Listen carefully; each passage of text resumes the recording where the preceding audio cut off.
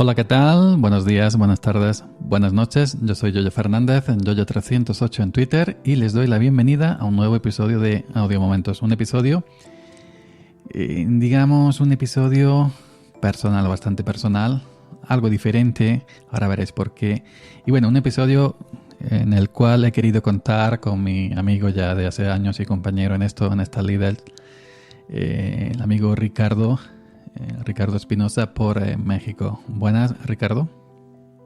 ¿Qué tal, Yoyo? Y bueno, iba a decir que un gusto hablar contigo, que siempre lo es, pero bueno, el tema no a todos me parece que les resulta pues un tema fácil de abordar, pero bueno, vamos a ver qué sale, que me imagino yo que más de uno le podrá pues resultar, si no de interés, espero al menos de utilidad. Bueno, la música ya de cabecera ya, ya como que imagina, ¿no? O que hace como una especie de anticipo o de spoiler que se dice ahora, de que vamos a tratar un tema un poquito más serio. En lo que decías, permíteme una pequeña broma, porque yo aunque te hable de temas serios siempre tengo que soltar mi bromita. Decías que era un gusto hablar conmigo y el día que no lo sea, digo, ya no vienen más a mi programa y ya está. Me busco a otro que sí le dé gusto hablar conmigo. Bueno, fuera de bromas. Resulta, Ricardo, que el otro día en mi podcast de diario, en mi Ojo Daily, bueno, traté un tema de una señora mayor aquí, vecina de mi barrio, que la pobre pues se ha quedado viuda ya con 70 y pico años. Y era una señora que, bueno, que siempre iba con su marido a todos sitios, por la calle paseando, iba a su establecimiento, al bar de siempre, donde yo voy también a tomarse su café, su cañita, su cervecita y a comer algo, ¿no? Y siempre iban los dos juntos, ¿no? Y yo ya le había perdido la pista hace tiempo, pero el otro día la vi a ella sola. Y bueno, esto lo conté, no lo voy a repetir, no lo conté en el Ojo Daily, la podéis buscar ahí, se llama el episodio Lo malo de lo antiguo. Y bueno, pues me enteré de que esta señora había venido sola porque el marido había muerto, había fallecido, ¿no? Y total que en un momento dado la señora se puso a llorar.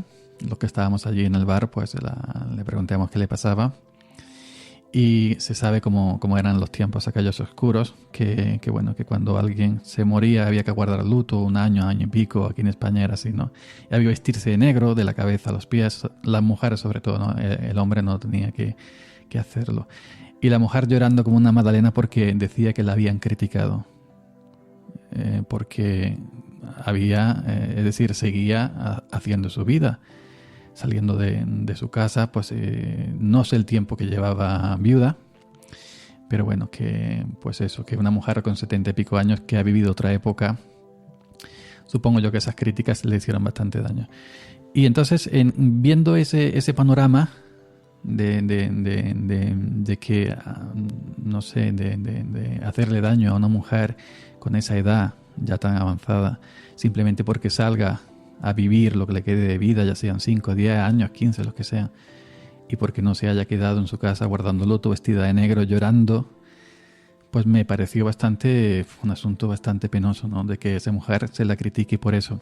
Seguramente esa mujer lleve su pena de su compañero de vida, de su marido de tantísimos años, la lleve por dentro, no hace falta exteriorizar, vestirse de negro y llorar como Magdalena todo el día para que la gente diga, ay, qué buena señora era, qué buena esposa de su marido, que la pobre se ha encerrado, está llorando, siempre negro. Pues no. Entonces quería contigo, que tú sí entiendes de estos temas un poquito, de hablar un poquito cómo tratamos la gente, las personas, cómo nos enfrentamos a este tipo de sucesos, ¿no? De la vida.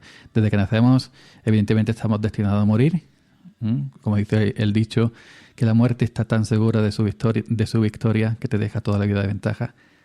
Pues quería hablar un poquito de eso, ¿no? De cómo nos enfrentamos, cómo se enfrenta el ser humano, las personas, a la pérdida de un ser querido, a la muerte de un ser cercano.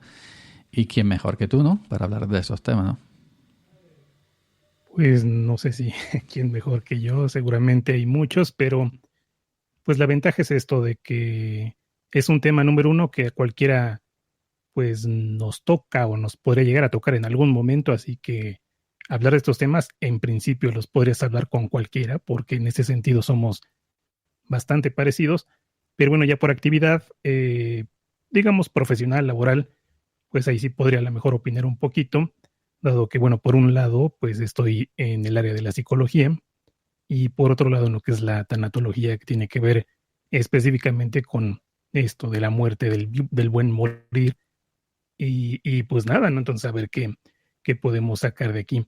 Y ahorita de esto que comentabas, me hiciste recordar una frase, no recuerdo de quién es, pero por ahí decía que algo así como que yo no le temo a la muerte, solo no me gustaría estar en el momento en el que ocurriera, ¿no? Entonces, creo que es algo que, pues insisto, es algo que nos toca a todos, sea por que sea una cuestión directa o indirecta, pero es un tema que está asociado, bueno, es un tema cultural, me refiero, el duelo, el luto, todas estas prácticas que hay. Es un evento bastante social, por tanto tiene mucha presión social y pues esto es algo que no nos han enseñado, ¿no? Sobre todo que, bueno, si no nos gusta hablar, pensemos a los papás, ¿no? Que no hablan de sus hijos de temas como la sexualidad, por ejemplo, pues imagínate cómo van a hablar del tema del morir. Entonces, no es algo de lo que hayan hablado con nosotros, pues nuestros padres en las escuelas, mucho menos, sobre todo porque en las escuelas se supone que te están formando para la vida y pues la muerte es algo que no se toca, ¿no?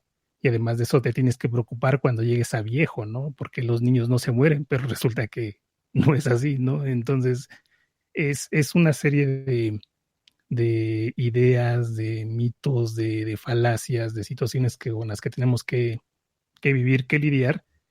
Y pues bueno, no, lamentablemente muchas veces pasa esto como lo ocurrido con esta señora, que bueno, es demasiado ese peso, esa crítica social, que bueno, pues no sabes la forma en la que esté viviendo su luto y pues llegas y a fastidiarle, ¿no? Todavía más esta situación. Entonces sí es bastante, pues penoso que ocurra, pero pues tampoco podría culparla a los demás en el sentido de esto mismo que te digo, ¿no? Que no estamos preparados, no se nos enseña y no es algo con lo que nos guste platicar, ¿no?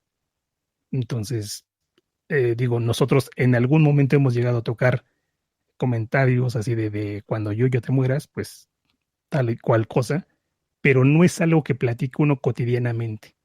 No es el chiste, no es la broma. Y el día que ocurre, bueno, pues nos sobrepasa, ¿no? Pues por eso que tú has comentado al principio, quería contar contigo para este episodio, ¿no? Porque te dedicas a la psicología y a la tanatología, creo que se pronuncia, ¿no? Creo que se dice, no sé exactamente ahora mismo, no recuerdo. Tanatología. Sí, y bueno, es curioso, es cierto, ahora que lo mencionas nunca había pensado en eso. Se nos prepara para la vida, se nos prepara para un trabajo. Ahora ya también se nos enseña en la escuela el tema de la sexualidad, la religión en su tiempo, en su momento, que aún se sigue dando, pero nunca se nos ha preparado para la muerte en el tema de la educación, ¿no? De cuando nos estamos formando en escuelas, en institutos, en universidades. Yo no conozco, vamos, si existe alguna asignatura para este tema, algún curso de orientación para saber cómo encajar estos golpes, yo no lo he conocido. Y bueno, pues cuando te lo he escuchado, pues sí me ha resultado curioso, ¿no? Que no se nos prepara para la muerte. Y fíjate, es curioso, ¿no? Porque si te vas, digamos, a libros, a estudiar un poquito algo de historia, te vas a encontrar, por ejemplo, que egipcios y, no sé, gente de la línea budista, del hinduismo y, bueno, en muchos otros lugares en realidad, tienen libros así como puedes conocer la Biblia o el Talmud o lo que me digas. Existen los libros que se llaman el libro de los muertos. Está, por ejemplo, el libro tibetano de los muertos y así cada cultura tiene sus diferentes guías manuales que no dejan de ser esto, que es una forma de prepararte para el día que mueras, pues sepas qué hacer, porque bueno, ya se hablaba de una trascendencia, ¿no? Y si no es por trascender la vida, pues hay que trascender el dolor o hay que trascender esa pérdida, hay que trascender un montón de situaciones. Entonces, este tipo de libros, este tipo de material, este tipo de estudios, ya los hay, solo que, pues por alguna extraña razón, los hemos ido omitiendo sistemáticamente y bueno, pues es algo que no gusta, que no agrada, ¿no? Entonces, pues lo vas escondiendo, lo vas poniendo ahí abajo de la alfombra, que no se vea, que no se note, hasta el momento que te toca, ¿no? Y de todos modos, en esas situaciones no hay muchas personas que te sepan qué decir, qué orientar, cómo manejar estas situaciones, ¿no? Inclusive dentro de la misma tanatología te vas a encontrar que hay muchos que no saben qué hacer. ¿Por qué? Porque lo que están, o por lo que entraron a estudiar estas áreas, estas materias, es porque no han podido superar una pérdida, no porque estén preparándose para poderla manejar y llevarla, digamos, en una orientación hacia otras personas, sino más bien es desde el dolor personal. Entonces ya desde ahí te vas encontrando en una serie de situaciones por las cuales luego es bien difícil, inclusive en estas áreas me refiero a encontrarte gente capacitada para pues darte una orientación. Yo he conocido, por ejemplo, gente, compañeros que a pesar de no llevarse bien con un familiar, por ejemplo, cuando lo han perdido, cuando ha muerto ese familiar, que parecía que en vida estaban peleados, que parecía que en vida no se llevaban bien, a la hora de la muerte eran un paño de lágrimas. A la hora de la muerte bueno, lo veías totalmente destrozados. Y digo, pues no sé, si en vida, ¿no? Pues había una forma de actuar, una forma de... Y luego, pues por dentro a lo mejor era otra cosa, ¿no? Yo, por ejemplo, yo cuando perdí a mi madre, cuando mi madre falleció, yo no fui capaz de llorar. Yo soy incapaz, ni con mi madre, ni con... También tengo un hermano también que murió en un accidente de tráfico, pero que no fui capaz de llorar, ni con la muerte de mi madre, ni con la muerte de mi padre, ni con la muerte de mi hermano. Y estaba, yo recuerdo, en el velorio, antes se hacían en las casas particulares, una habitación, se llevaban las sillas, se llevaba el ataúd, etcétera. Ahora ya hay tanatorios, ya eso ya no está permitido velar a los muertos en tu propia casa. Pero yo recuerdo en el velorio iban las vecinas, las mujeres, toda la noche rezando. Yo no sé cómo esas pobres mujeres aguantaban toda la noche. Dios te salve María, te gracias, luego Padre nuestro, toda la noche entera así. Los familiares allí, pues un rato dentro, un rato fuera, salíamos a descansar, etcétera. Y mi madre murió de una enfermedad terrible y antes de morir estuvo 3 o 4 meses, la pobre. Bueno, pues no fui capaz de llorar. Y sin embargo, lo curioso, por ejemplo, es que yo veo una película de estas que te hacen llorar, de estas películas típicas romanticonas, que hay pérdidas, que te pone esa musiquita según van en la escena esa, y lloro a moco tendido. O con dibujos animados he llorado. Con dibujos animados también, pues dibujos animados que tocan la fibra sensible, por el tema, por el muñequito que se muere, no sé cuándo. Y yo lloro con una película. Y yo lloro con una serie de dibujos animados. Pero luego, con una vida real, no soy capaz de llorar. ¿Eso cómo se explica, Ricardo? Tienes un problema, yo. No, es que fíjate, varias cosas, ¿no? Ahorita mencionas el tema de la pérdida y de hecho, pues muchas veces así se llama, ¿no? Cuando alguien ha muerto, bueno, pues que has experimentado una pérdida. Pero, por ejemplo, si yo pierdo mi celular, no sé dónde está, o sea, porque lo perdí. Una cosa es, no lo encuentro, ¿no? Pero sé que lo dejé en algún lugar, pero perdido es cuando no sabes dónde está. Cuando una persona muere y has tenido, pues, la noticia, has ido al hospital o lo que fuera, ¿no? Donde te dieron la noticia, ¿no? Fulano acaba de morir. Ya no puedes hablar de pérdida, porque sí sabes dónde está. Sabes que murió, si quieres verlo muy de manera, vaya, biologicista, pues sabes dónde está el cuerpo del difunto. El espíritu, el alma, lo que quieras, pues podrá estar en otros lados, pero el cuerpo, que es con lo que normalmente hemos estado conviviendo, lo que hemos visto, lo que hemos palpado, sí sabemos dónde está, pero de entrada no somos capaces de explicar la situación usando las palabras, los términos concretos, ¿no? Como fulano ha muerto. Y eso es algo bien difícil. Los mismos médicos, cuando van, ya no hablar de una muerte, de dar un diagnóstico difícil, no saben hacerlo, no saben manejarlo. ¿Por qué? Porque es una manera de proyectarte, de verte un poquito en el otro, y así como no me gustaría que me dieran una mala noticia, pues al momento de yo darla, como que me ocurre ese mismo bloqueo para desconectarme, para alejarme. ¿Y cómo me defiendo, digamos, en calidad de médico? Pues también hay un choro mareador, usando palabras muy técnicas, alejándome del diagnóstico lo más que puedo. pero no decimos ya murió, está muerto o se va a morir. Entonces ya desde ahí tenemos una serie de problemas, hablando de esto de la pérdida y de que no usamos las palabras que corresponden. Y esto creo que es algo bien importante, porque por ejemplo muchas veces luego a los niños, cuando alguien muere, se les dice, pues es que está dormidito, se fue al cielo. Pero en ese está dormidito, que suena muy inocente, muy bonito, imagínate que llega la noche, la hora de ir a dormir, y tú mandas a tu hijo a que se vaya a dormir. ¿Cómo lo va a tomar ese niño? Ujú. Entonces ya desde allí estamos generando una serie de problemas en el largo plazo, ¿no? Por no utilizar los términos, por no utilizar las palabras como corresponden.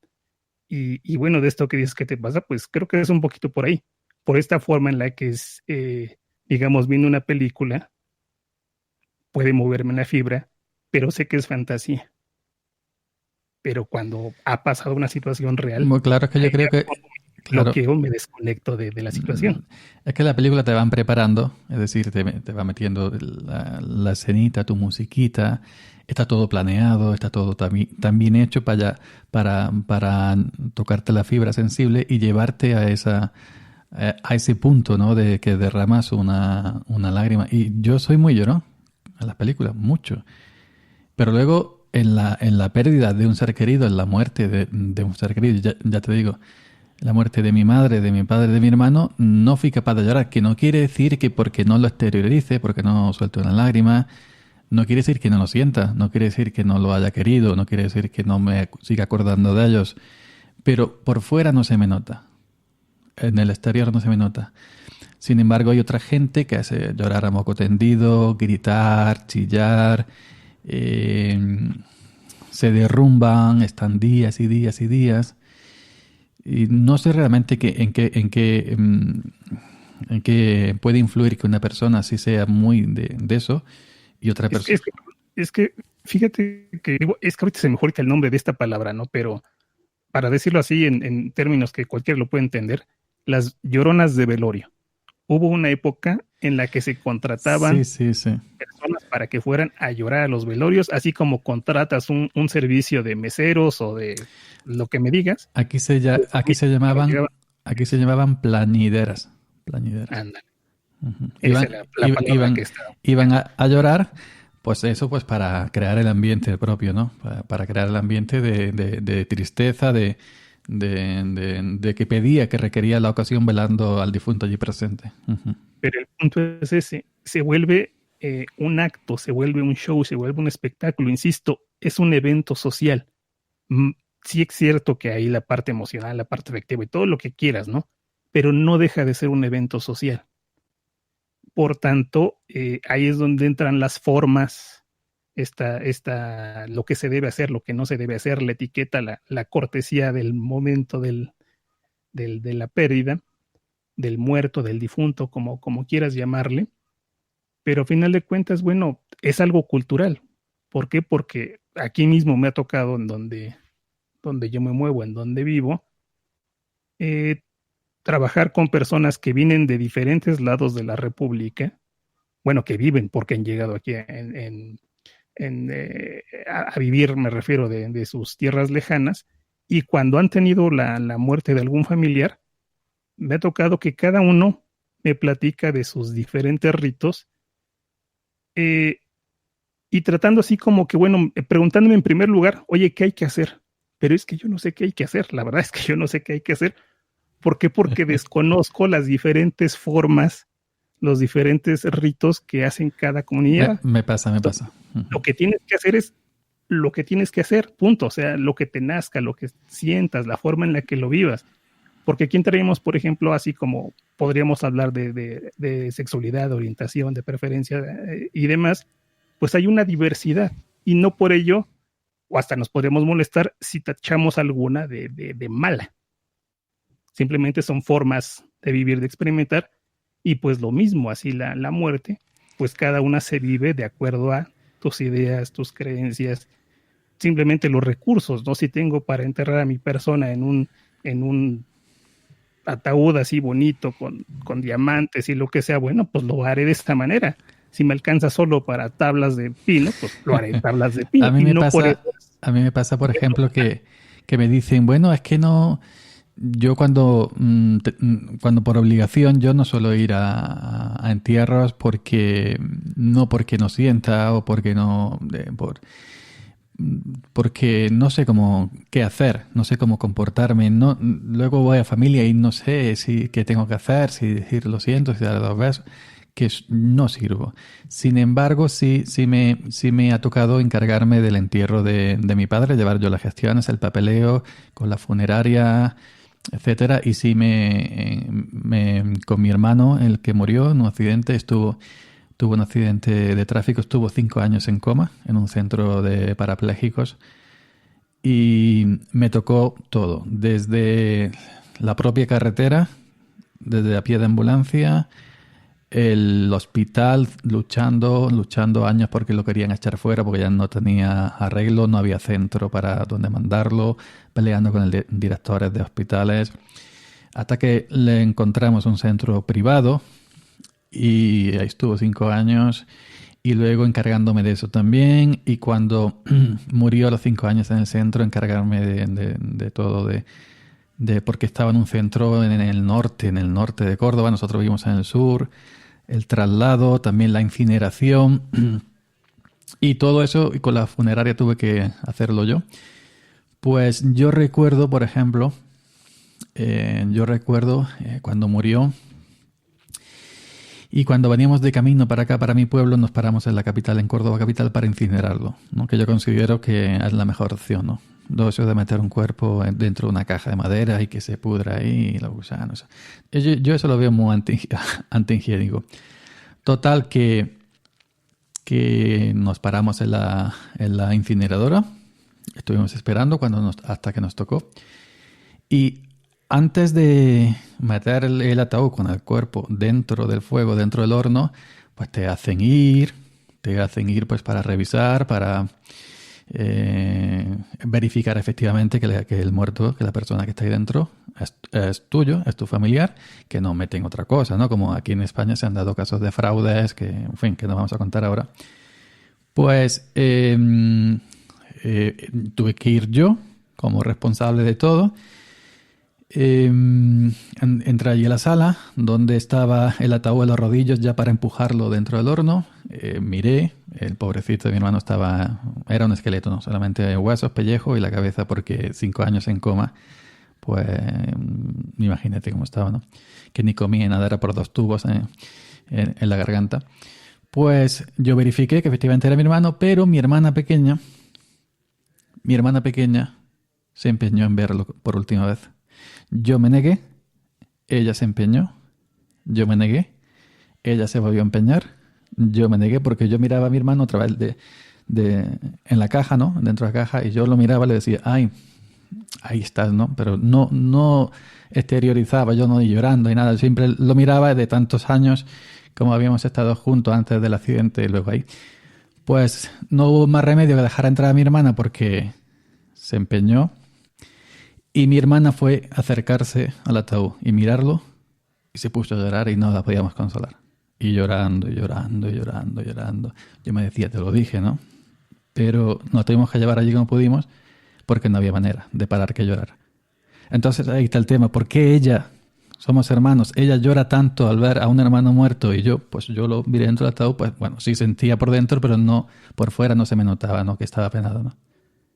Y de ahí es lo que yo... más o menos, ¿no? Mi pregunta, ¿por qué una persona, la misma familia, por ejemplo, ¿no? En este caso, es un paño de lágrimas y luego otra persona, un hermano, en este caso, pues no se le nota, a pesar de ser hermanos? Fíjate que eso, bueno, ojalá hubiera recetas, ¿no? En este sentido, ¿no? El ABC de la muerte, del buen morir, y no lo hay. Entonces, te tienes que enfrentar a lo que tienes delante en realidad, ¿no? Y por ejemplo, nosotros, número uno, tiene que ver, insisto, es la cuestión cultural, esa no es algo de lo que podamos escapar.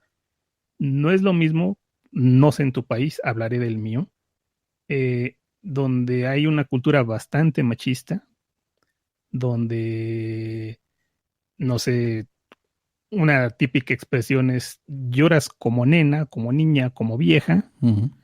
Entonces, vaya, yo como hombre no me puedo permitir ese lujo, ¿no? De mostrar debilidad, de expresar mis emociones.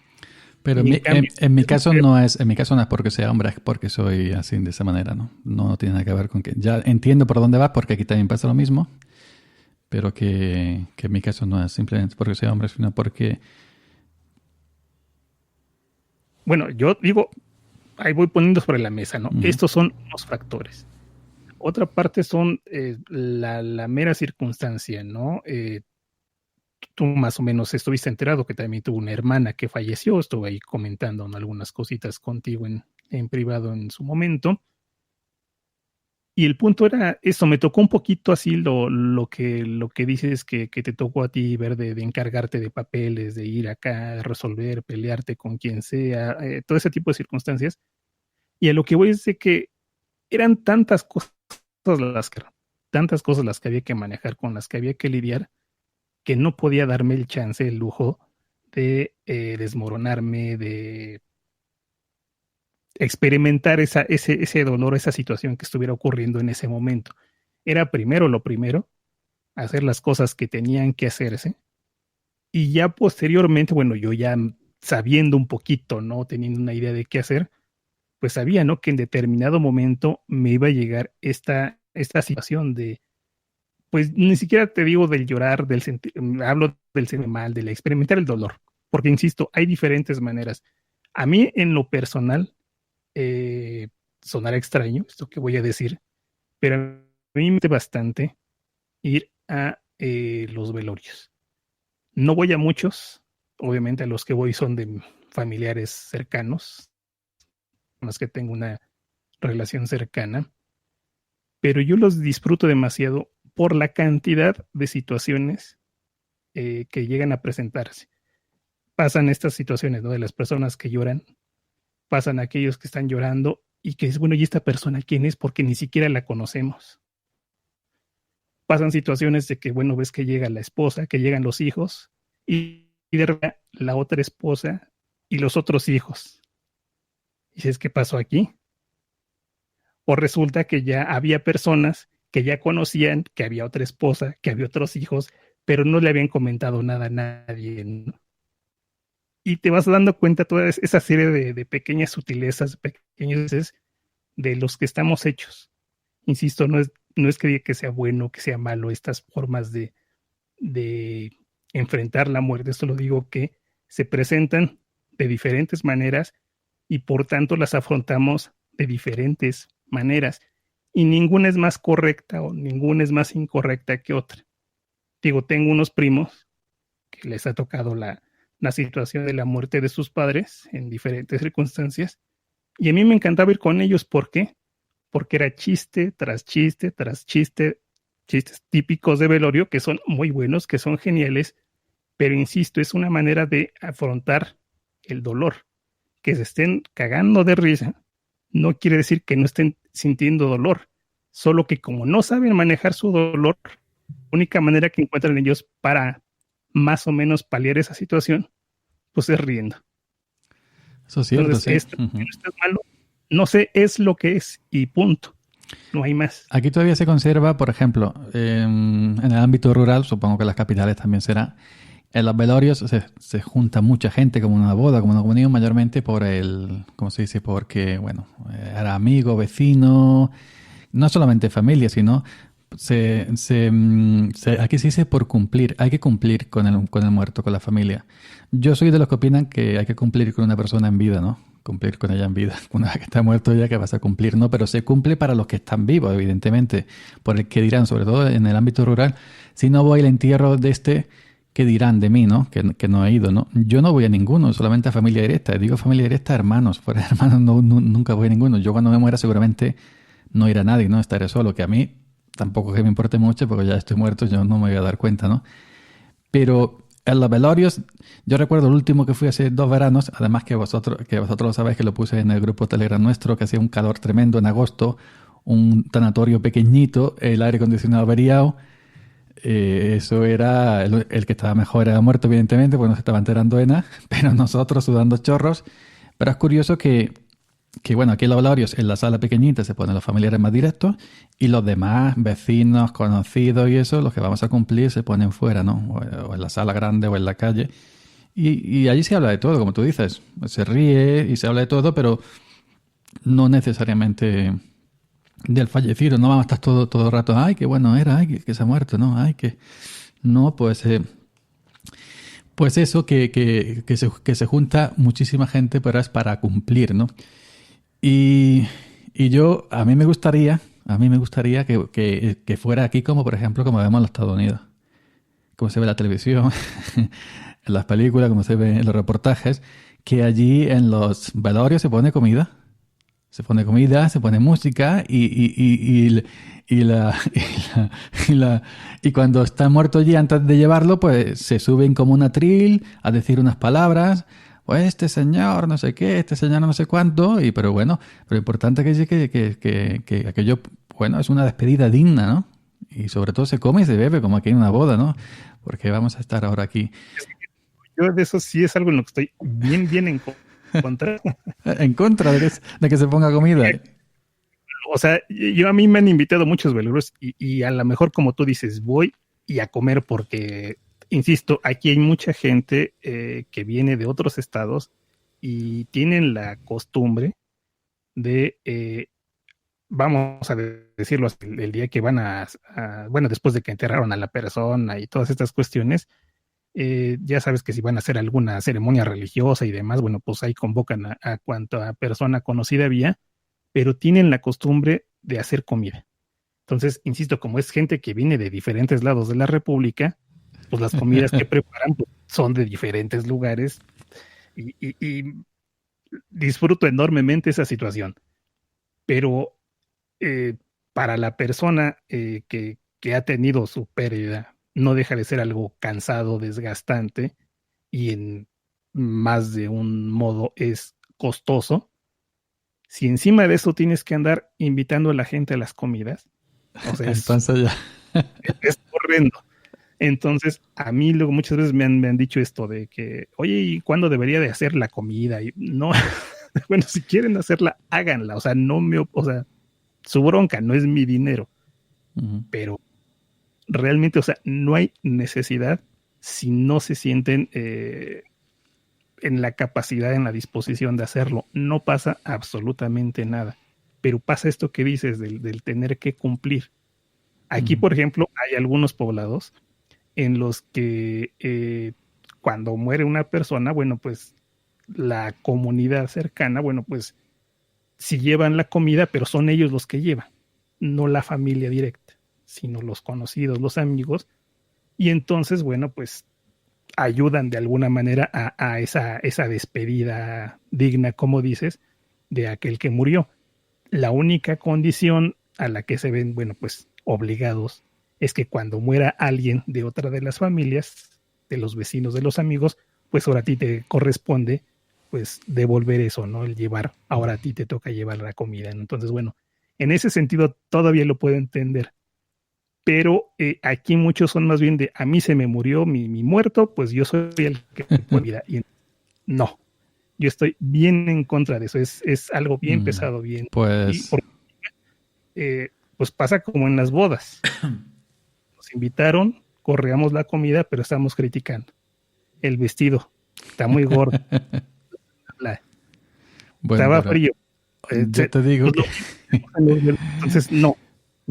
Yo te digo que conociendo cómo somos aquí, si llegara esa costumbre de poner comida en los entierros también, mientras que se está hablando de muerto, pues dando peso a la familia, pues hablando un poquito de la vida... Si se pusiera comida, mucha gente estaría deseando que otra gente se muriera, ¿no? Para... Lo mismo que... Porque es que, no sé, por ejemplo, hay mucha gente que le encanta ir a la boda, a comuniones, bautizos. Yo no soy de esos. Y hoy en día eso es prácticamente un negociazo porque vas invitado a una boda, pero en verdad te cuesta dinero porque el cubierto que tienes que dar, es decir, el dinero que tienes que dar a los novios no va a ir, como decimos aquí, de ganate sin dar un duro, sin soltar un euro, que si dice ahora antes eran duros, pues das mucho más dinero de lo que en verdad vale lo que te han puesto, ¿no? Los 2 platos y el postre que te han puesto da muchísimo más, ¿no? Porque no va a dar 20 euros, por ejemplo, ¿no? Que a lo mejor vale o 30 euros lo que te han puesto, da 200, 300 euros, o depende, ¿no? Pues si a eso le sumamos bueno, pero no es una comida en sí grande, ¿no? Es como un pequeño pisco labi, ¿no? Una bebida. Ahora me estoy... Aquí, mira, por eso te digo, aquí es comida. Entonces, Pero yo me estoy acordando ahora, no sé si has visto la película de Gran Torino de Clint Eastwood, cuando que comienza con el velorio de la mujer y están allí todos en la casa y la familia esta de asiática. Pues allí Clint Eastwood tenía que bueno, sí que es cine, que es ficción, pero en la realidad yo sí he visto reportajes de Norteamérica y es así, en la realidad también. No es eso, ¿no? Yo lo que me refiero mayormente es un pisco labi, ¿no? Pues una bandejita con 4 cositas, una cervecita. Y bueno, y hablamos del muerto alegremente. Yo también te he dicho, bueno, yo que se me murió mi madre, se me murió mi padre, mi hermano. Y bueno, familia más directa que una madre no hay, ¿no? Porque ha salido de ahí, ¿no? Que de un padre o de un hermano. Quizás no sé si mi situación, si algún día tuviera compañera sentimental o me casara y tuviera hijos, ¿cómo reaccionaría, no? Ante la pérdida, porque yo supongo que a un padre, que por naturaleza el padre debe morir o debería morir antes que los hijos, que se le vaya un hijo antes que él, le debe lo de bastante. Entonces yo no me puedo poner en ese supuesto porque no estoy, ¿no? Pero no sé si mi reacción sería la misma, pero ya te digo que una madre, más directo que una madre, no existe. Quizás un hijo, ¿no? Tuyo, ¿no? Entonces no sé yo si reaccionaría de la misma manera o no. Pero bueno, que no quiere decir, vuelvo a repetir, que no quiere decir que la gente que no lloramos externamente, yo me acuerdo de mi hermano, de mi padre, de mi madre. Y yo recuerdo cuando llevé las cenizas de mi hermano a lo alto de montaña, que hay un pueblo bastante alta, y cuando tenía el jarrón de cenizas o la urna de cenizas en la mano, lo miré, le quité la tapa, lo miré y antes de esparcirlo al viento, ¿no? En una especie de escena épica, ¿no? De cine, le dije, ay, con lo que tú has sido, con lo que tú has bebido, has corrido, has comido, has trabajado, y ahora te tengo aquí en mi mano, dentro de una urna, un puñado de cenizas. Y lo esparcí ahí al viento y allí está, encima de la montaña. Y bueno, que no hay tumba, no sé, pero yo me parece que no es necesario conservar el esqueleto de nadie, ¿no? Pues para recordarlo, ¿no? Simplemente llevándolo en la memoria. Hoy en día si tienes, pues ya con todo lo digital, si tienes vídeos, si tienes fotografías, si ha grabado podcast o vídeos en YouTube y no lo han borrado, pues ahí están para siempre, ¿no? Cuando nosotros nos moramos, pues yo como no soy de hacerme fotos, pero sí quedarán mis audios por aquí en internet, mientras que no reviente iVoox y Spreaker. Pero va a tener un backup por muchos años. Pero que me refiero que para recordar, que para sentir el dolor de una persona, no todos nos comportamos igual. Y quien no lo exteriorice como yo no quiere decir que no lo sienta, y a lo mejor alguien que lo exterioriza mucho y que es mucho de lloriqueo, a lo mejor puede no sentirlo tanto. Yo no puedo decir, ¿no? El grado, ¿no? Porque no estoy en esa persona. Pero sí es curioso ver cómo unas personas, pues, mucho y otras personas prácticamente nada, ¿no? Y eso irá dentro de la condición de cada persona, supongo, y dentro de la relación que tuviera con esa persona que ha perdido, con el fallecido, con la fallecida, y dentro de las circunstancias a las que se haya ido, ¿no? Si ha sido muerte natural, enfermedad, accidente trágico, etcétera, etcétera, etcétera. Se tienen que reunir muchas circunstancias y dependiendo de esas circunstancias nos enfrentaremos de una manera o nos enfrentaremos de otra manera. Es que fíjate, por ejemplo, algo que ocurre bastante es la parte de la negación. Si, por ejemplo, mañana me dijeran, no sé, se murió Yoyo, mi primera reacción sería, pero ¿cómo? Si apenas ayer grabé un podcast con él. Como si por que el día de hoy grabé un podcast contigo, ya te volvieras inmediatamente inmortal. Y es que nos pasa esto, tenemos esa negación ante la posibilidad, ya ni siquiera el hecho, ante la posibilidad de la muerte. No nos gusta que se presentara esta situación. Ahorita este comentario que te acabo de hacer, a ti te causó, ahorita te veo pálido. ¿Por qué? Porque ese shock, así como que me voy a morir, ¿no? Se mueren todos, yo no. A mí no me va a ocurrir, ¿no? Me No, puede fíjate. ocurrir, pero hasta el otro año, este año no me puede ocurrir No, porque... fíjate, Ricardo, que si me ves pálido es porque tengo poca eliminación, tengo una bombilla de mierda. Pero no, yo no le tengo miedo a la muerte en sí, por mis circunstancias. Estoy soltero, estoy solo. Es decir, sería distinto si yo tuviera esposa, si tuviera mujer, si tuviera hijos a mi cargo, y tuviera una compañera de vida, pues que tuviera un proyecto de familia común con ella. Que sí, que tengo hermanos y tengo hermanas, pero vivo solo, no es lo mismo, porque mis hermanos están cada uno en su casa, con sus respectivas familias que han ido cada uno haciendo, ¿no? Entonces yo estoy solo, no tengo perro. Si yo creo que voy a morir antes, te paso las contraseñas de Spreaker y de YouTube y de iVoox, que vayas tú por ahí diciendo, este se ha muerto ya, vamos a hacerlo público y ya la gente se vaya despidiendo, ¿no? Pero que yo no le tengo miedo en mis actuales circunstancias, ya digo, porque estoy soltero y estoy solo, a morir, a la muerte. Además que ya sabes que soy legionario, soy el novio de la muerte, ¿no? Si me muero, pues ya tengo novia, ¿no? Pero que lo que yo tengo más miedo es al dolor físico. Yo sí soy para eso muy miedoso, ¿no?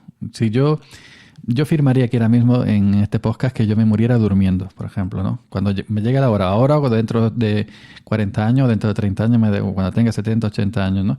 Que yo me muriera sin padecer. Porque yo he visto gente de mi familia padecer mucho, supongo que como muchísimos otros, ¿no? Y si yo el día que me tocara irme, que me fuera sin dolor, que me fuera durmiendo, así que una noche me acostara a dormir y ya no me despertara más, lo firmaba ahora mismo, ¿no? Pero en realidad la muerte, no tengo miedo a la muerte. Es que el asunto está en que, vaya, yo puedo hablar mil cosas de ti, pero seguramente voy a hablar mil cosas mal. ¿Por qué? Porque no te conozco, no las conozco, ¿no? Simple y sencillamente lo que me puedo imaginar de ti y hasta ahí. No sabemos lo que es la muerte, ¿por qué? Porque pues la podremos tener muy cercana, la podemos ver muy cerca, pero hasta que no estés muerto, no estás muerto. Ese es el punto, ¿no? Entonces, ¿en qué momento empieza nuestro miedo a la muerte? En realidad, no hay miedo a la muerte, ¿por qué? Porque hasta que no la tengamos frente a frente, no ocurre eso. A lo que realmente sí le podemos tener bastante miedo es a esto que mencionas. Bueno, no tanto al dolor físico, sino me refiero, el dolor te recuerda que estás vivo, por ahí se dice mucho, ¿no? Y a lo que le tenemos miedo más bien es a esto de la vida, a ser insuficientes, a no ser capaces, a por qué otros ríen y yo no, por qué bla, bla, bla. O sea, toda esta serie de dramas que vivimos constantemente es realmente es a lo que le tenemos miedo. Y para muchos será el dolor físico, para otros será el miedo emocional, por ejemplo, el sentir la soledad. Y por eso están muchas veces saltando de relación en relación. ¿Por qué? Porque no saben estar solos, no saben, no se han encontrado a sí mismos y viene ese vacío, viene esa soledad, viene ese miedo a la vida, que pues lo podrás decir, bueno, es que se siente como si me muriera, ¿no? Porque estoy solito y nadie me pela, nadie me habla, nadie se acuerda de mí, aunque sea para decirme una grosería, ¿no? Pues sí, pasan estas situaciones, pero realmente el miedo, realmente a dónde va, es a la vida, no tanto a la muerte, porque ya el día que te toque morir, pues, ¿cuánto ese miedo? ¿Cuánto dura la muerte, no? Algunos dicen que segundos en realidad en ese momento del morir. Eso sí, puedes pasar mucho tiempo con dolor, pero es algo que en experiencia, profe, puedo decir, es que se muere como se vive. O sea, me refiero, hay personas que realmente han sido, digamos que he llevado una vida, mmm, digamos, haciéndole el mal a otros, siendo muy inconsciente, siendo así, sin mucha conciencia. Son personas que cuando están en hospitalizados, por ejemplo, que están ahí eh, pues ya diagnosticados, ¿no? Con fases terminales que van a morir, son personas que experimentan muchos dolores. Los mismos médicos, las mismas enfermeras te lo confirman. Y hay personas que han sido lo que han sido, tienen enfermedades súper complicadas que apenas si se quejan. ¿Y qué pasa? Pues ahí es donde se va comprobando un poquito esto, ¿no? De se muere como se ha vivido. Entonces, eso es una cosita que por ahí quería dejar sobre la mesa. Pero hace ratito de esto que comentabas, me hiciste recordar de algo que me ocurrió a mí. Y es que yo, bueno, mis papás, cuando me tuvieron, pues ya eran bastante grandes. Entonces ya sabes que tener un hijo a edad avanzada, pues llega a ocasionar ciertos problemas, ciertas dificultades en los hijos, que fue lo que me ocurrió a mí, que nací prácticamente sin defensas. Entonces todo el tiempo era estar enfermado de garganta, de cualquier virus que ocurría por ahí. Yo lo pescaba, me enfermaba y eran estar semanas enfermo, reponerme 2, 3 días y otra vez. Y era estar en cama, eran inyecciones, eran antibióticos, era realmente horrible y sobre todo pues estás hablando de un niño que todo el tiempo estás pique y pique y pique, pues era así como que muy fastidioso. Y algo que yo le decía mucho a mi mamá era, pídele a Dios que ya nos muramos juntos. Y mi mamá nomás se reía, ¿no? Hoy día ya le entiendo por qué se reía, ¿no? Pues se va, pídele a Dios que nos muramos juntos, pues muérete tú solo, ¿no? Pero el punto era ¿no? Cómo se van dando estas situaciones de esa experiencia del dolor, pero que cuando estás con otra persona, ese dolor va disminuyéndote. Ese no sentirte solo, y no me refiero solo a la compañía de otra persona, me refiero al poder hacer contacto con otro ser humano. ¿Por qué? Porque se viene esa situación de empatía, esa situación de comunicación, ese eco que se va haciendo con otros seres a tu alrededor, y eso hace que cualquier tipo de dolor, de circunstancia por la que estés pasando, disminuya. Entonces, eso es algo que tengo yo bien presente y ahora sí que he vivido de primera mano, ¿no? Entonces, me hiciste recordar un poquito esa situación de cómo vamos viviendo y experimentando nuestros dolores y cómo se van disminuyendo. Y bueno, pues es el día de hoy en el que sigo vivo, prácticamente no me enfermo y pues mira, feliz de la vida. Muy interesante. Y muy interesante sobre todo eso que has dicho que se muere como se vive, ¿no?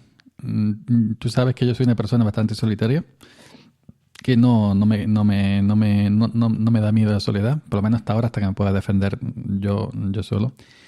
Me gusta la soledad, la busco, me gusta estar solo. Odio el ruido, odio la gente, no me gusta la gente, me gustan las personas, no la gente.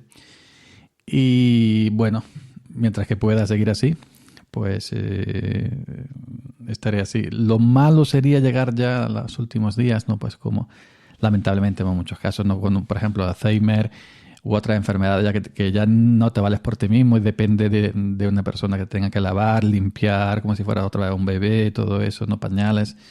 Eso es muy lamentable. Yo no quisiera llegar a eso. Yo siempre he dicho, sí, cuando me toque, yo llego a los 80, que no creo yo que llegue, ¿no? Con la alimentación y el ritmo de vida que llevamos hoy en día tan adulterado, ¿no? Con cosas químicas, no creo yo que llegue yo a esas edades. Ya te faltan menos. Pero si yo llegara a esa edad y yo veo que ya me tienen que hacer todo, digo, no, yo me quito de medio antes de que yo me encuentre en esa situación. Y claro, lo malo es que llegas y no te puedas tú quitar de medio, ¿no? Por ti mismo, porque ya no tengas fuerza física o no tengas cualquier otra cosa, ¿no? Pero sí me gustaría irme con dignidad. Sí me gustaría irme con dignidad y me gustaría irme, pues, bien. Como dije antes, ¿no? Cuando yo llegue, pues 70, 75, 80, 90, 100, los que sean, pues me gustaría irme. Me ha llegado mi hora y me voy, ¿no? Pero me voy siendo consciente de que soy yo. Y acordándome de que soy yo, y sabiendo que soy yo, y sabiendo que he tenido toda esta vida de atrás, ¿no? Un trozo de carne que ya no sabe dónde está, ni qué año es, ni qué hora es, ni nada, ¿no? Que es lo que debería ser así, ¿no? Irnos cuando nos toque, porque evidentemente nacemos para morir, pero que nos vayamos con dignidad, ¿no? Pero no siempre es así. o te pilla una enfermedad muy grave, un accidente, o secuestro, o yo qué sé, asesinato. En este mundo pasan tantísimas cosas, ¿no? Por desgracia. Pero bueno, ojalá eso, ¿no? Que cuando nos toque no vayamos de la mejor manera posible, ¿no? Tampoco si hemos vivido bien o hemos vivido, no vamos a irnos ahora, ¿no? Lo que pasa es que la cosa está como está, por desgracia, ¿no? Sí, y es que esto que dices es bien, bien importante, el poder irnos tan, digamos, tan completos como sea posible, ¿no? Y no me refiero solo a partes físicas, ¿no? Digo, hay personas que han perdido un brazo, una pierna, lo que sea. Bueno, pues situaciones, ¿no? Ya hablamos de, de, de la vida en realidad, de ese todo tan, tan complejo que somos. Yo, lo mismo que tú y yo me quisiera ir, pues no sé si decir a viejo, yo no sé qué sea eso, qué signifique ser viejo. Conozco gente muy joven que realmente están acabados en sus emociones, en su situación de vida, que digo, híjole, no, no, no. Eh, pero el punto es este, ¿no? El podernos, como dices, marcharnos con dignidad. Y es que es algo que solo consigues viviendo con dignidad, insisto, pero es algo para lo que no estamos preparados. Por ejemplo, ¿no? Las personas, ¿no? Que por lo que sea consideran la eutanasia. No digo que esté bien, no digo que esté mal, eso es, insisto, cuestión de cada quien, pero es un tema que no nos gusta hablar, que no nos gusta platicar, y es que cómo me dices que te quieres morir. No, no, no, eso está mal, que la boca se te haga chicharrón y bla, bla, bla. Entonces, son temas que no hablamos. Entonces, si no me estás escuchando esto que te estoy yo diciendo, ¿cómo puedo yo reconocer esa dignidad en mí?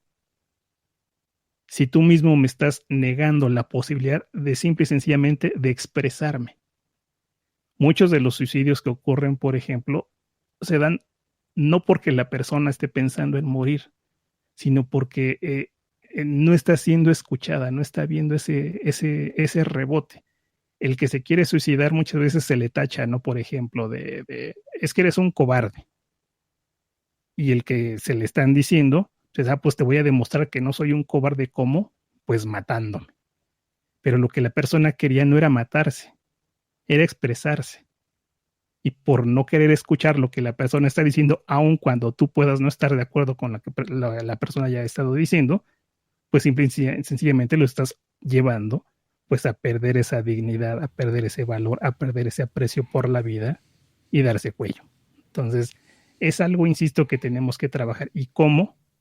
Pues parto de esto que es hablar tan simple y sencillamente de la muerte como parte de la vida. Si estamos preparados para la muerte, pues mira, lo que venga el día de mañana es lo de menos. Se perdiste el cabello, yo. Se te acabó la vida, no, sigues adelante. Pues ahora que has dicho, has tocado el tema del suicidio, es algo que no decir vivido sonaría fuerte, pero sí he visto en primera persona, ¿no? No voy a contar evidentemente porque hay cosas que no se pueden contar, que otras quedas para ti, pero es un tema fuerte, ese del suicidio. Los católicos dicen, los creyentes dicen que nadie tiene derecho a quitarse la vida, que lo único que puede y debe quitarte la vida es el Creador, nuestro Señor, nuestro Dios. Pero hay situaciones, yo entiendo que hay situaciones extremas, ¿no? Y bueno, dentro del suicidio hay muchísimas que no vamos a tocar, evidentemente, de episodio. Pues nada, yo simplemente quería ver tu punto de vista, como has dicho al principio, como profesional, que pensabas en esto de cómo nos enfrentamos, ¿no?, las personas de manera distinta a la pérdida de un ser querido, cercano. Y bueno, hay gente que se nos ve, que se nos nota, y otra gente que no. Y cada cual yo creo que lleva la cruz como puede, cada cual lleva su dolor como puede. Y bueno, y dentro del interior de cada persona somos muy diferentes y cada uno lo llevará como lo lleve, ¿no? No quiere decir que porque seas de una manera pues no, que no lo sientas, ¿no? Y porque seas de otra, pues que lo sientas. Y todo esto, pues a raíz de ver a esa pobre mujer llorando simplemente, pues eso, porque simplemente, pues ya, independientemente del tiempo que hiciera que se había muerto su marido, pues había salido a hacer su vida normal y corriente, ¿no? Que lo que no puedes hacer es encerrarte en tu casa y morirte en vida, ¿no? Como dije yo, morirte en vida porque se te ha muerto el marido. Entonces esa mujer, lo que le quede de vida, pues evidentemente tendrá también que vivirla, ¿no? Que para eso está en este mundo. Yo solamente puedo darte las gracias, amigo Ricardo, por venir a compartir conmigo este tema, que es un poquito delicado. Y nada más, pues que otro placer tenerte de nuevo aquí en Audio Momentos.